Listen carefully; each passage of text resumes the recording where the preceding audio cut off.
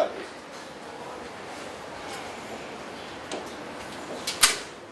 On s'arrête ici? Donc la Tour Eiffel possède un certain nombre d'ascenseurs. 3 ascenseurs sont ouverts au public, un électrique et 2 ascenseurs hydrauliques, dont un est d'époque, depuis la construction de la Tour Eiffel, donc 1889. On a au pilier Est le même ascenseur que celui d'origine. Donc cet ascenseur hydraulique, il part du sol et il monte jusqu'au 2e étage. Il est un peu particulier parce que c'est à la fois un ascenseur et un funiculaire. Il roule sur des rails que l'on voit ici, qui servent donc à guider la cabine.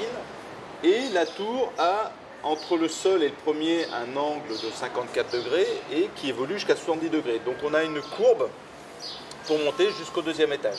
Bon, ça, c'est des mécanismes qui n'existent, de redressement, qui n'existent qu'à la Tour Eiffel. La cabine fait à peu près 20 tonnes, avec le public dedans.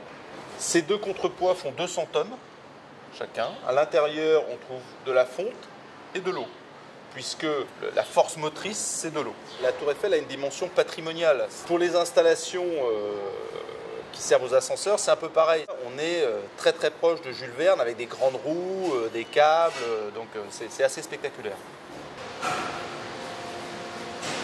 Donc maintenant, on va vraiment descendre dans le cœur, dans la machinerie d'époque de l'ascenseur hydraulique du pilier Est. Tout ça, c'est d'époque. Ça a été rénové partiellement, puisqu'au bout de 100 ans, un peu plus de 100 ans de fonctionnement, il a fallu moderniser, donc mettre des capteurs pour savoir les positions de la cabine. On voit ici des grosses vannes.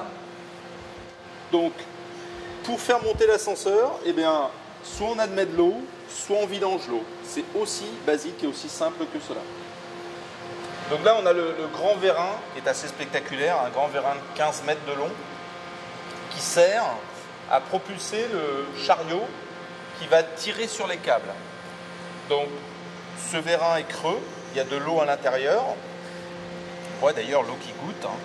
Et ça, c'est graissé tous les matins avec de la graisse animale, où on vient avec un pinceau, tous les matins, graisser le vérin. Là, actuellement, on voit le vérin est en train de rentrer. Donc le chariot revient. Si on cumule tous les voyages effectués par les ascenseurs qui partent du sol jusqu'au 2e, puis ceux qui montent jusqu'au sommet, par an, on fait un peu plus de 2,5 fois le tour de la Terre. C'est à l'image de beaucoup de monuments, il y a beaucoup de légendes. Il ne faut pas enlever cette rivets pour faire tomber la Tour Eiffel. Elle bouge tous les jours, mais pas à cause de vérin. C'est-à-dire qu'elle est complètement ancrée au sol.